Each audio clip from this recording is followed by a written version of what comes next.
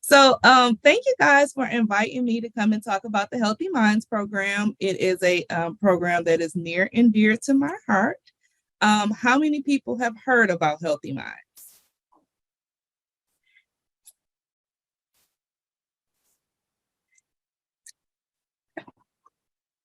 All right, so let me just give you guys a little bit of an idea of how Shatan likes to do presentations, right? I don't like sit and gets, and I don't like to just talk to people and you don't talk back. So I really would appreciate some feedback back, like we can have a conversation, because I think that's the best way to do some of these presentations, right? So just kind of want to let you know that from the beginning. Want to give you a little bit about myself as we start talking about this and what we're going to go through. This is going to be a very abbreviated version of the Healthy Minds program.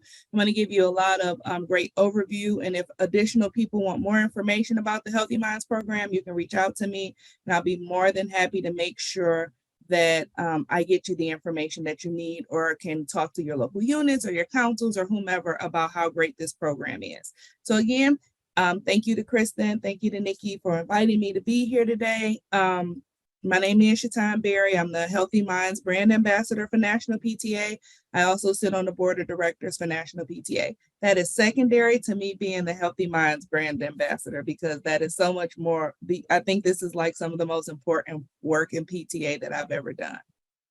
So I truly appreciate this opportunity. So what we're going to talk about really quickly today is why Healthy Minds? Why are we having this conversation? Why are we prioritizing Healthy Minds? Why are we talking about this? Then we're going to talk a little bit about what the PTA Healthy Minds program is, how a PTA can run the program, and what tools and resources are available for families. Again, this is going to be a little condensed. I may go a little fast, but you can always get a full presentation later, and I still want to try to keep you on your schedule a little bit. So any questions so far? At any point, if you have a question, please just jump in and ask your question. Because again, I don't want this to be a sit and get. I would rather this be a conversation, because mental health is conversational, it's not transactional, and it's not programmatic, where you're just going to check off boxes and say, hey, we've touched on everything that has to do with mental health. Amy, do you have your hand up because you have a question, or is your hand just up because you're like, yay, Shatan's in the house? Okay.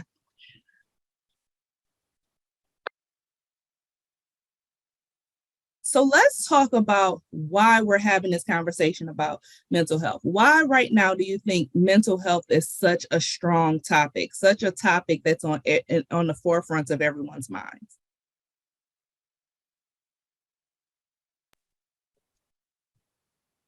Anybody?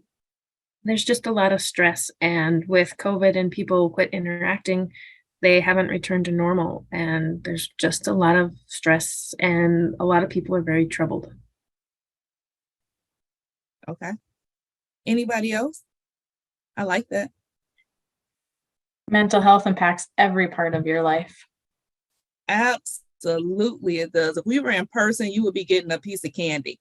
It absolutely affects everything that we do, right? And I think that it's important to talk about this because I think the pandemic allowed us to see the importance of mental health. We should have always been talking about this. We should have always been trying to remove the stigma surrounding mental health. But I think that because of the pandemic, it really became to the forefront. And so I think it's always important for us to prioritize mental health.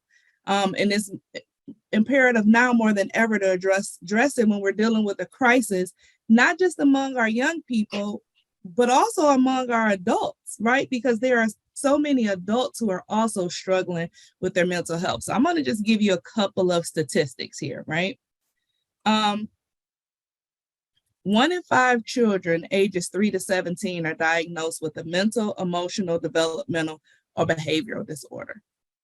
Anybody shocked by that?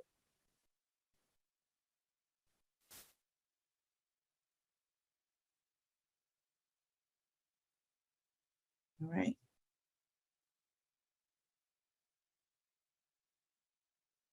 7.7 million. Anybody want to take a guess at what that number is?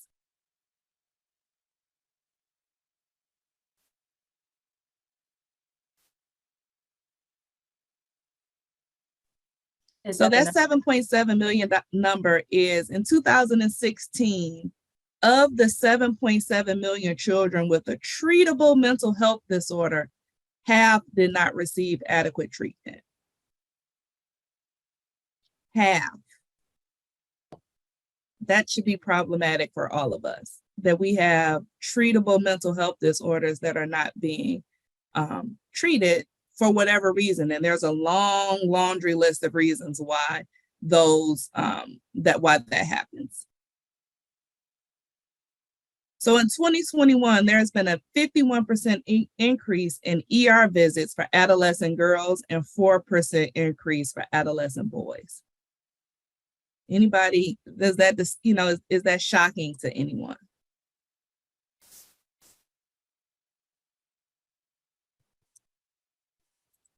It is a little bit shocking, Shaitan. Why is such a wide difference between girls and boys? Do we know?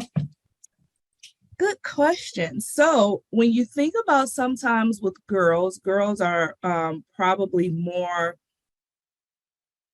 susceptible to treatment or asking for those treatments or moving them there. I think it's the stigma of, I'm a boy, I should, be able to deal with this.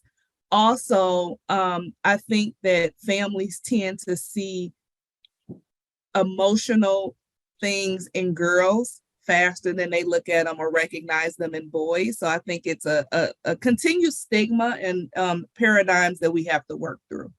But that was a great question. So 50% of mental disorders begin before the age of 14, and 75% occur before age 24.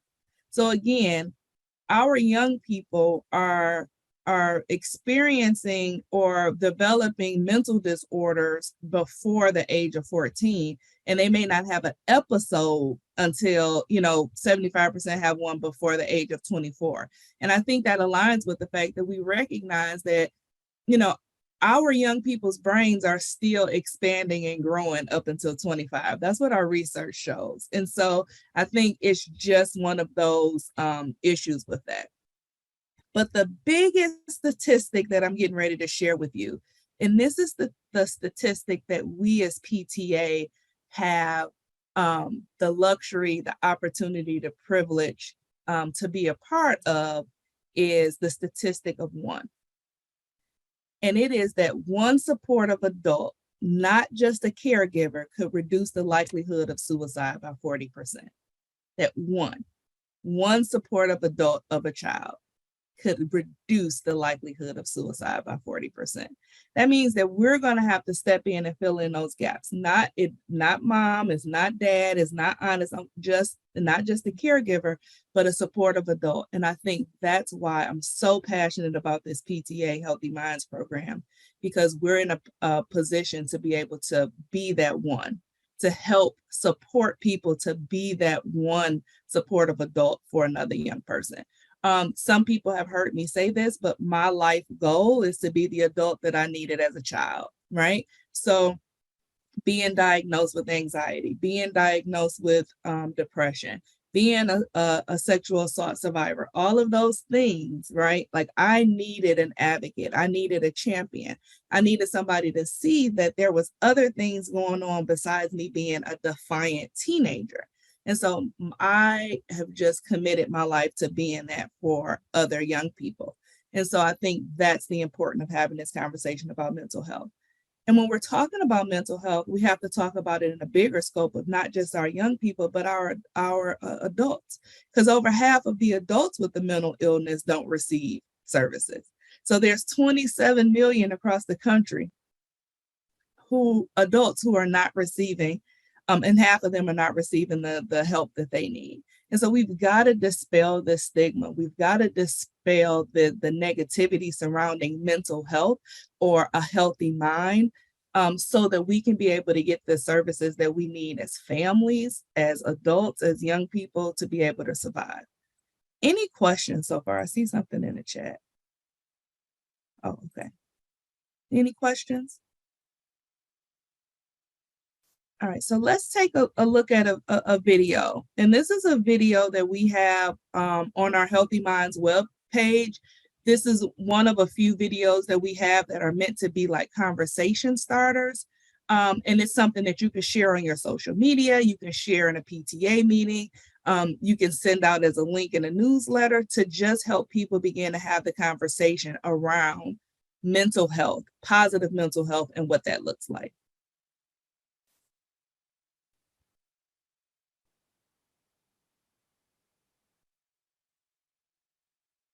Is it playing on y'all end? Oh. Wait, let me be in front. Ouch, you stepped on me. Guys, could you please be quieter? You shouldn't be in the front. You're not a good dancer. So, you're not a good dancer either. Guys, Please. Mom, she's reading the video. Mom, she's reading the video. I said knock it off! Nobody's perfect, even parents. It's okay to let your kids know when you're not okay. I'm sorry, guys. I'm just trying to study, to work, and honestly, I'm really stressed out. I'm sorry I snap at you. It's okay, Mom. Everyone has mental health, so every member of the family should feel comfortable talking about theirs, even parents. I'm just realizing that work full time, study with your mom is really hard. Sharing with your kids can help them realize that it's okay to share their struggles with you. For more resources, visit pta.org/healthyminds. So this is an amazing video because it allows us to see how we should really have open discussions about what's going on with us as adults. So let me ask a quick question. How many people identify things that your young people mirror after you? How many people say, my child has my hair? Have said that? Right? How many have said, oh, my child has my athleticism? They have my eyes, right? They take on, they have oh, they're just like their grandmother, right? We say those things because we talk about the positives. But how many of us honestly say, woo, my child handles stress just like I do? Or my child exhibits the same level of anxiety and shows their anxiety the same way that I do. Because those are things that we don't want to talk about, right? We don't want to talk about those things because we don't want to acknowledge that we as adults don't have it all together, that we get stressed, that our kids drive us crazy. It's okay to say that. You can still love them and acknowledge that they drive you crazy. If you've never been with a young person and everything that they do, they're like, we're going to TikTok this, and you're like, just sit down. I don't want to see another TikTok video. I'll be honest that's what my friends say to me because they're tired of me showing them TikTok videos, but that's a whole nother thing, right? So we don't talk about that. And we have to acknowledge the fact that stress management is hereditary. Our kids watch us. They watch us as the grown-ups in their lives. They watch us and they see how we deal with stress. They see how we deal with anxiety. They see how we deal with our mental health, and they make one or two choices. They either mirror or go the complete opposite. And so I think we have to be able to be in a place to be able to talk about that more. But that's acknowledging that you have flaws. I know that's something that we don't necessarily want to talk about, but it's acknowledging those things because it happens. And I know that I'm at a PTA event, and Nikki, do not kill me when I say this. It's okay to say no, right? It's okay to say no, because if you are a person who never says no, you are teaching your young people that it's okay for them to never say no. And you're putting yourself in a place where you are pouring from an empty cup. And eventually there's nothing left to pour. So I say it's okay to say no, because sometimes saying no is going to put you in a better position to be able to say yes, and a better position to be able to serve in that yes. So just remember that you have to take care of your own mental health as parents, as caregivers, as the grown-ups in young people's lives. or in adult kids' lives, you have to take care of yourself just as much as you're telling them to. Because sometimes they're not going to listen to what you're saying because they watch what you do. Any questions, comments about that? Did that hit anybody like right in their chest about, hey, I don't handle that very well? Healthy boundaries do promote healthy minds. Absolutely, Carrie. Now, don't y'all be going and say, when Nikki asked y'all to do something, saying, but Shatan said, say no. See, don't get me in trouble. I'm just saying, in theory, don't use my name, okay? All right.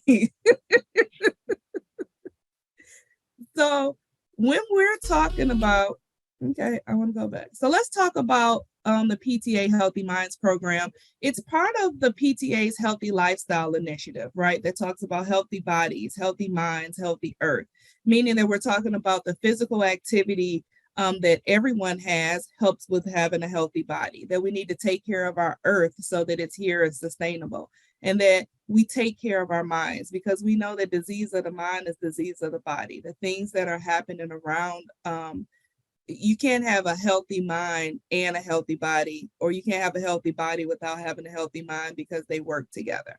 And so I love this initiative and this lifestyle of saying all three things work together. And so what do we want to do with this PTA Healthy Minds program?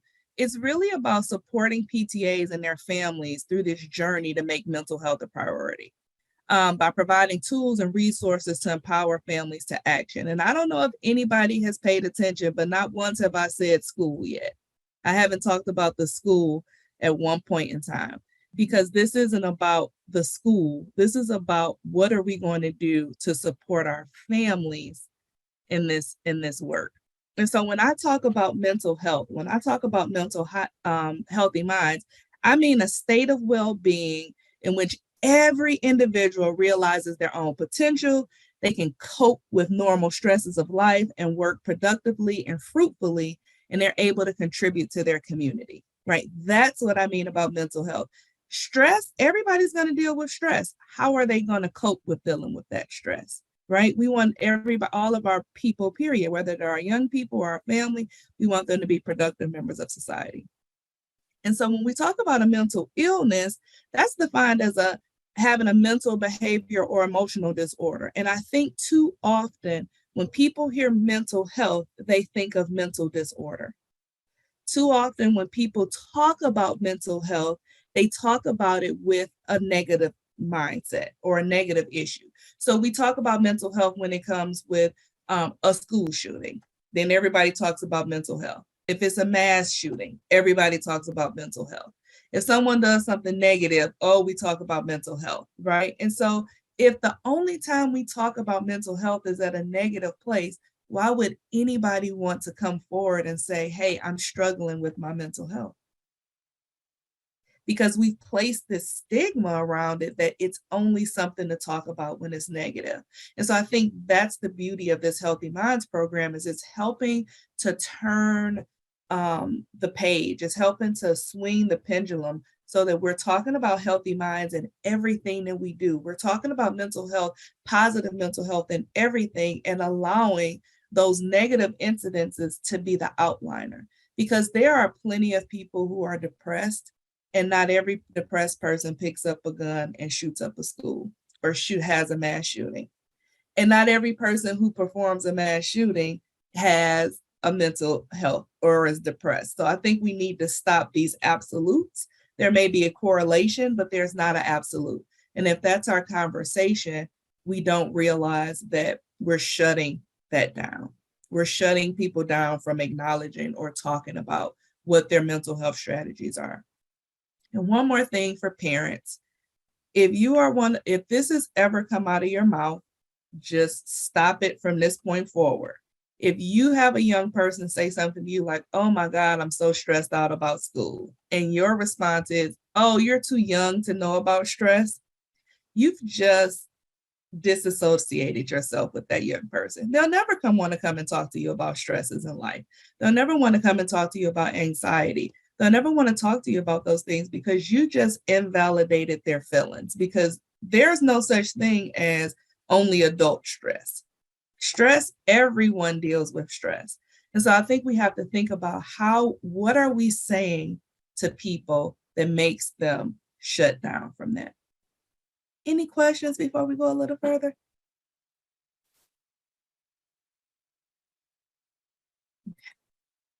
So what kind of programming? Let's talk about some of the programming that we have for PTA leaders.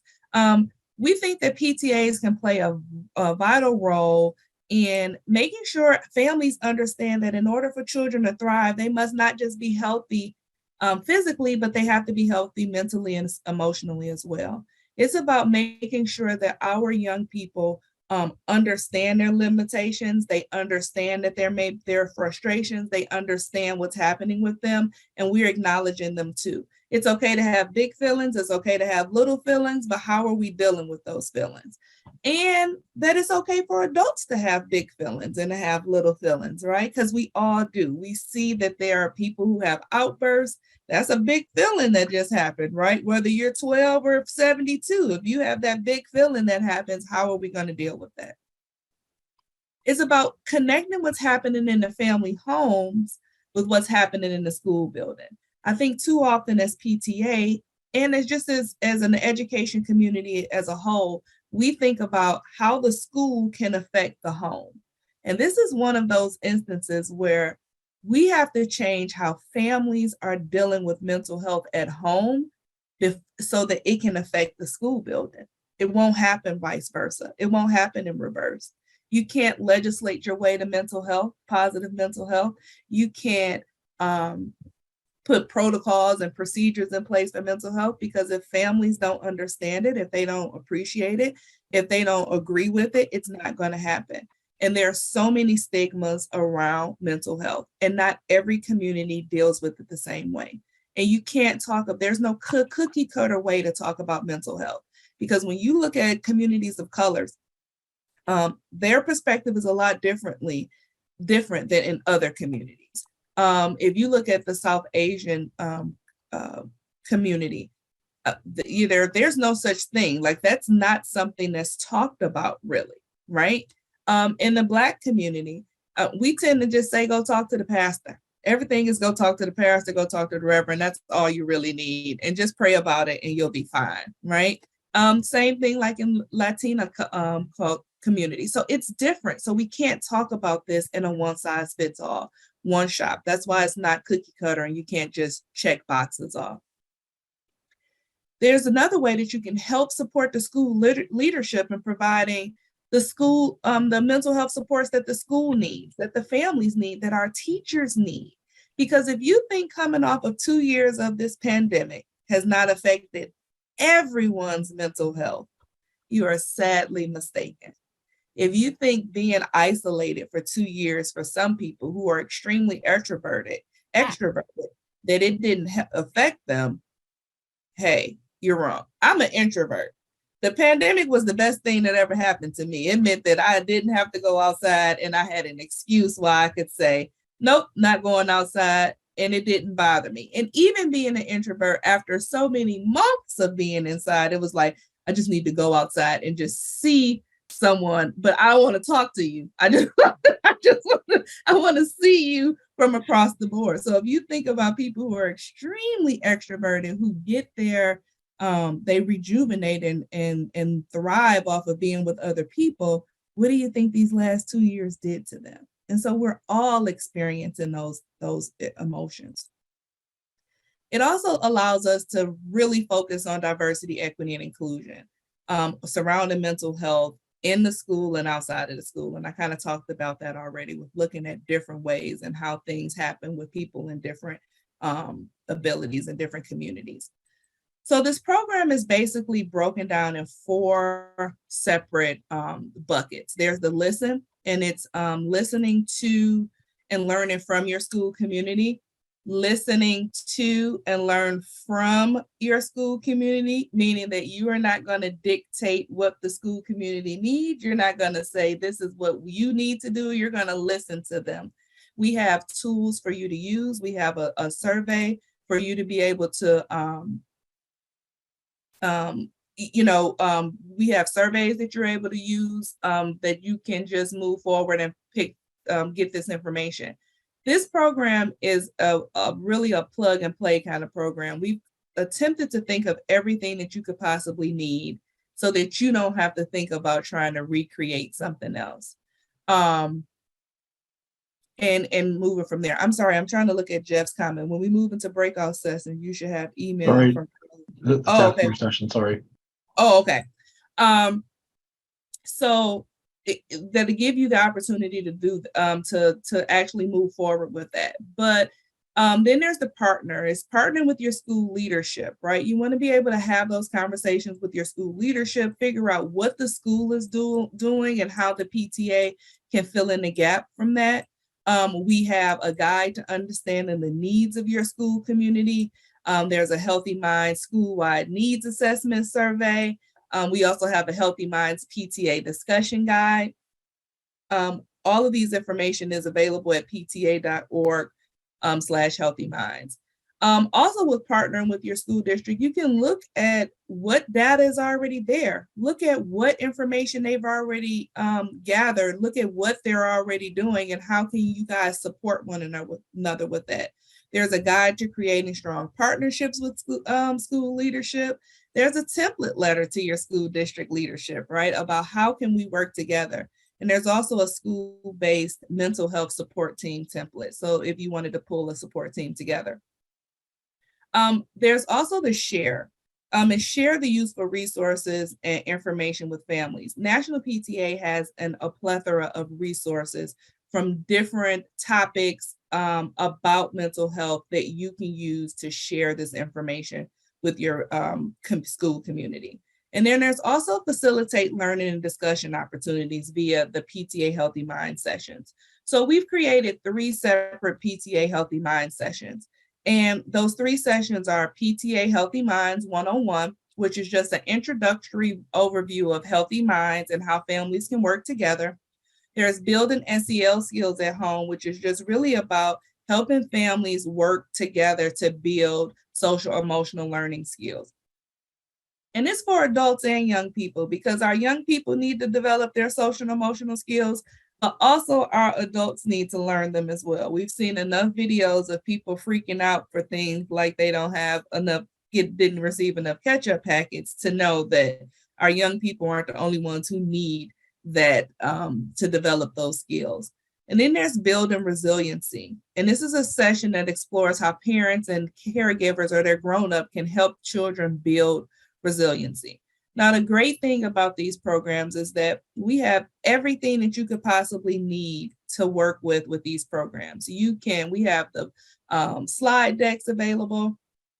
We have the facilitator guides. We have everything that you would need to present this workshop. We even went a step further and recorded the workshops as well. So you could use a recording instead of presenting it. The other great thing that can happen with this is you can actually partner with your school psychologist, your school social worker, or a community psychologist or social worker and provide them with the materials and they present the information and add their pieces in as well to help move this forward.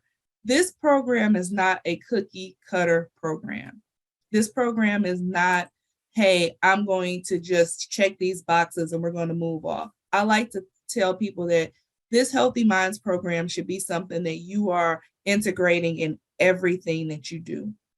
How you're building healthy minds should be something that is on the forefront of your thought processes in everything you do, all your programming. How is this connecting? How is this programming connecting to having healthy minds? Or how can we put this information out here? You could also use these videos or these facilitation guides kind of like a book club. You could pull this together, do a Zoom, have everybody watch the video, and then you can have breakouts by grade level or by community and say, hey, how would you deal with this in your community? How would you deal with this at your grade level? So there's so many ways and ideas that you can do this that doesn't look like what we've traditionally done as PTA with programs. I think I see. Okay.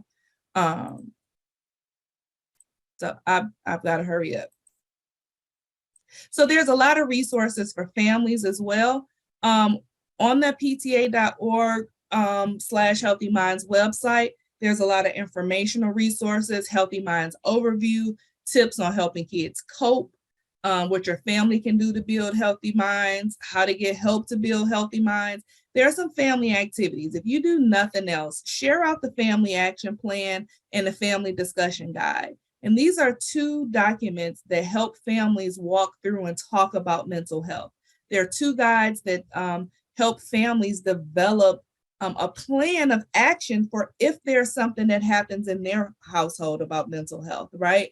And then this family discussion guide is just giving families tools and tips to say, hey, on Saturday, before we do game night, we're just going to have this conversation, right? Just little tidbits of trying to help. That's a great way to promote this program, is just providing that information.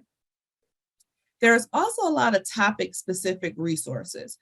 So building healthy minds, anxiety, there's an anxiety assessment on our website. There's a depression assessment on our website. There's loneliness and isolation, information about grief and loss. I hope that no one in your school community, no one in your community ever has to deal with an unexpected loss, an unexpected death of a teacher, a young person, anything like that, but we have resources there. So if something happens, I just helped the school who the school social worker passed. And I'm like, hey, send this document out to your families that says, how do you help talk to your young people about loss, right? So it's that information is there. Something else that you may or may not know about that's relatively new in the last couple of weeks, that you don't have to learn the 1-800 number for suicide prevention anymore. You can dial 988. It's similarly to dialing 911. If someone's having a mental health issue and they're thinking about death by suicide, then they can dial 988 for those resources and for that help. So typically I would take you to the website and walk you through that. But again, I had a small amount of time, so I want to stick to that and be respectful of your time. And so we have a lot of great Healthy Mind funders that we're able to do this work with Allstate Foundation, CDC Foundation, and New York Life. They really help promote this information. If you cannot possibly tell, I absolutely love this program. I'm completely committed to promoting mental health with young people as well as adults. There's our website, pta.org/Healthy Minds. There's a lot of great research information there. Tiffany was talking a little bit earlier about the notes from the backpack, the podcast on our Healthy Minds webpage.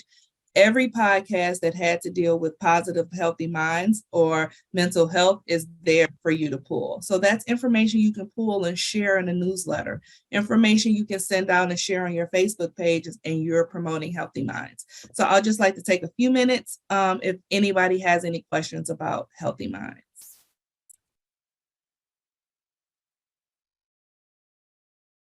Well, Shatan, I really loved your presentation. I know I heard it once before. It's always good. I learn something new each time I hear it. And there's so many resources out there that I didn't even know about. Well, thank you. So again, I know you guys have a busy session, and I appreciate you guys inviting me to be here. If there's anything I can do, I'll put my email and my phone number over here in the chat box. If you want to just if you have questions like, hey, how do I implement this? What can I do? I'm more than happy to help you, talk you through what would be a great way to do this. Did I write my phone number right? Yep. What would be a great way to do this for your school community? Great. Thank you so much for spending part of your morning with us, Shatan. No problem. If you like this workshop, it's Shatan Berry. If not, it's Nikki Gullickson. Oh, thanks a lot. And I was just going to say thank you so much for sharing this with us. I mean, while we all have a familiarity, with the various programs that PTA has, it's really nice to have an opportunity to hear more and to go a little farther in depth. And you did an amazing job. Clearly, you're passionate about it. And this is a subject that just needs our full attention right now. It needed it before the pandemic, and the pandemic just pushed everything along. So I'm grateful that there is more focus on it. And thank you for what you do. Bye, everybody. Bye, Shaitan. Thank you.